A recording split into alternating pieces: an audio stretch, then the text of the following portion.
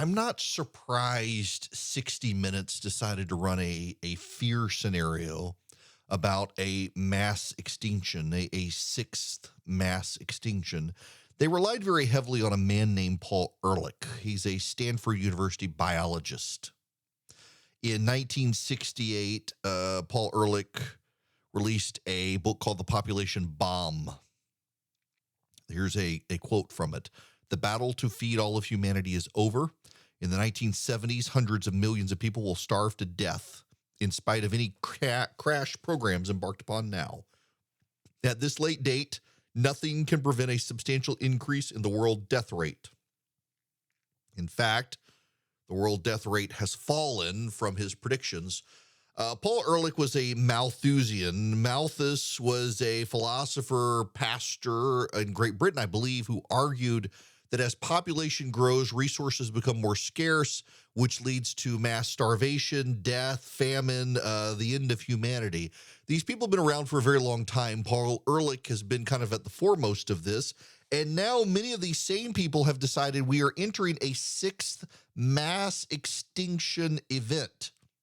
It's what they claim. Just let me read you some of what the 60 Minutes intro started. This is Scott Pelley's intro to this.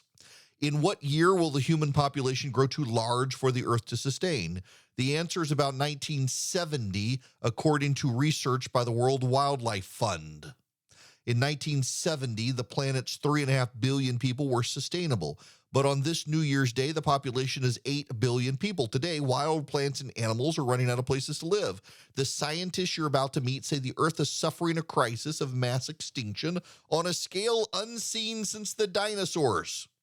We're going to show you a possible solution, but first, have a look at how humanity's already suffering from the vanquished wild. Here's a problem. It's not actually true.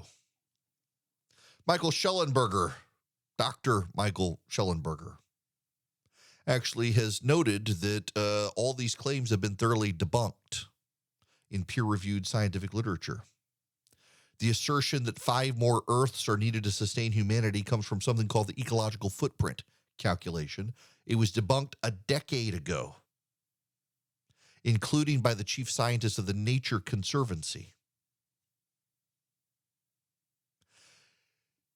I've heard this idea for a while now about the sixth mass extinction, and it turns out when you study it, it's actually not even true. To cause a mass extinction, humans would need to wipe out 75 to 90% of the species on the planet.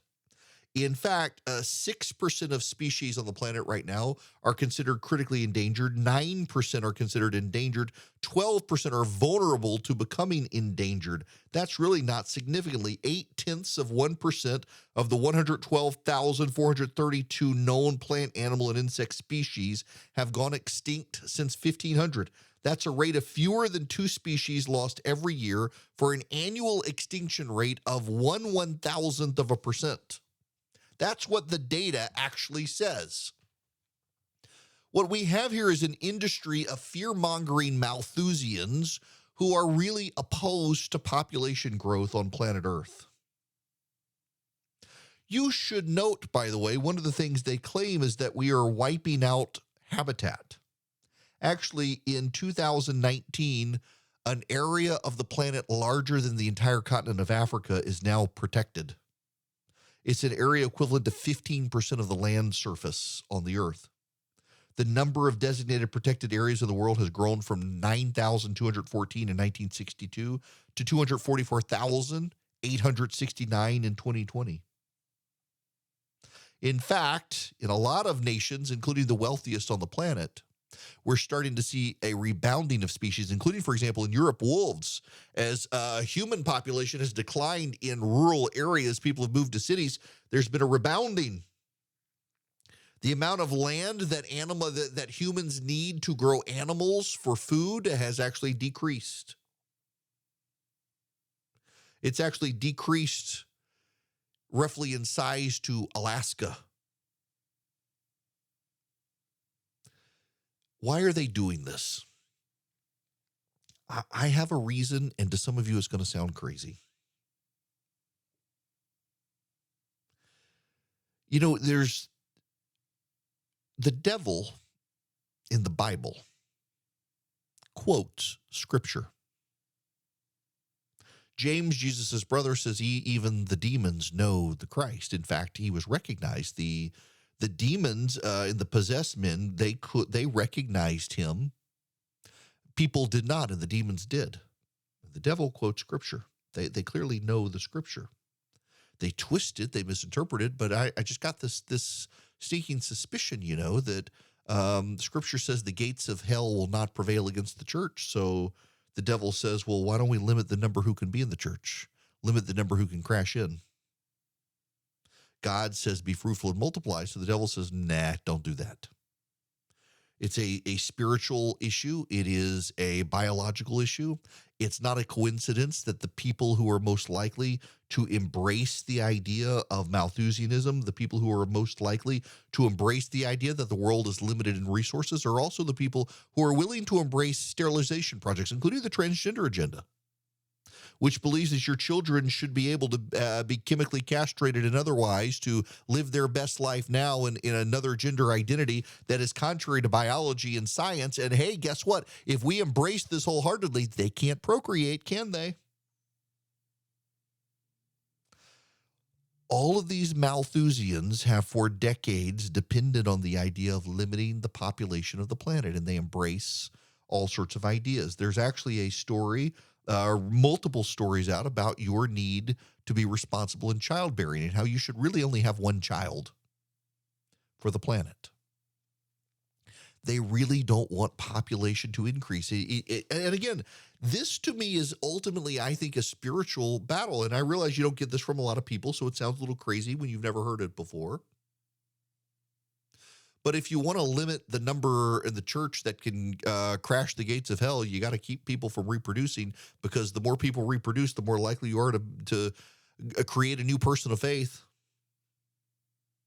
If we are created in God's image, the way you disrupt that is to allow people to pick their own image. And as more and more people become more and more secular and less grounded in faith, the more likely they are to believe the nightmare scenarios that we ourselves are the gods and we ourselves are punishing each other and we ourselves must take action to save ourselves from things we cannot save ourselves from. There's a spiritual component to this that people don't want to talk about. 60 Minutes is a secular media institution of liberals. They have every desire to fan the flames, to advocate for this particular agenda. Increasingly, we see members of the media now taking nonprofit dollars to advance stories. I saw in my local paper, the Atlanta Journal-Constitution, that they have reporters now who are subsidized in some way with a nonprofit. One of them is a Racial Justice Alliance. So, of course, they're going to cover that topic. Major media outlets in Washington, D.C. have environmental reporters who are paid for by environmental outlets. And so, of course, their research and their reporting is going to be deeply skewed towards the left on these things. CBS News is of the left and for the left, and CBS News has a vested interest in scaring people about the future.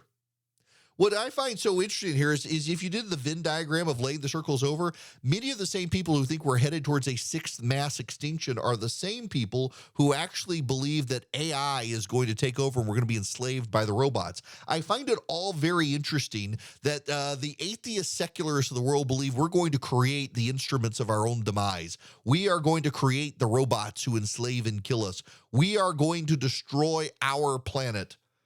It is apocryphal. I cannot find it. I've heard the story from multiple different people. It wouldn't surprise me if it was true, but I can't find the evidence that it actually happened. When I was a kid, I just assumed it was true because teachers I respected told me the story. But I have heard the story that Franklin Roosevelt, in the run-up to the atomic bomb, decided they needed people of faith to be in charge of building it because the secular scientists who weren't really believers were convinced that they could make a mistake and blow up the whole planet, and they were moving so cautiously slow, we risked the Germans or the Japanese getting ahead of us in the arms race for the nuclear bomb. And if Roosevelt decided we needed some Christians in there who knew that we could not destroy the planet. Only God himself could. again, it's an apocryphal story. I cannot find the source, and I've heard it from more than one person over time. But it wouldn't surprise me if it was true, because there is this mass of secular humanists in the world who believe we are the instruments of our own demise. We're out of resources on the planet. Do you know we actually have more access to more minerals and resources now than we did in the 70s? They underestimated the efficiencies of mankind. They underestimated the ingenious nature of mankind. They underestimated the ability of man to invent and become resourceful. In the 1980s, I was a kid growing up in Dubai. My dad worked for the oil industry, and there were stories out of that my school would talk about how we're going to run out of oil one day. And in fact, there are parts of the world, including, ironically, Dubai, that ran out of oil. But we on the planet actually have more access to oil now than we did 30 years ago, because we've invented new ways between fracking and horizontal drilling and others to access oil we couldn't access then. And we've invented new refining ways to get it. We've become highly resourceful. And all of these people continue to bet against humanity, and they're elevated by the press because at the end of the day, they think we are the blight on the planet, and it's us who should go away. They are worried, they say, about a sixth mass extinction. What they really want is the mass extinction of humanity, because they have embraced a secular sense of theology that we are bad and we are sinful, and the only way to heal the planet is to get rid of us, as opposed to the religious way, the Christian way, which is for us to work on our own individual relationship, and we will find everlasting life. With the secularists, it doesn't matter what you do as long as the mouth breather next to you is still polluting. You're all wiped out. And so we must get rid of that guy. It leads to violence. It leads to insanity. It leads to this sort of nonsensical epistemic belief that we're headed towards a mass extinction, even though all of the data says we're not. They'll believe it and they'll get news traction. And all that news traction is designed to do is to build anxiety in you when you should not live by this sort of fear.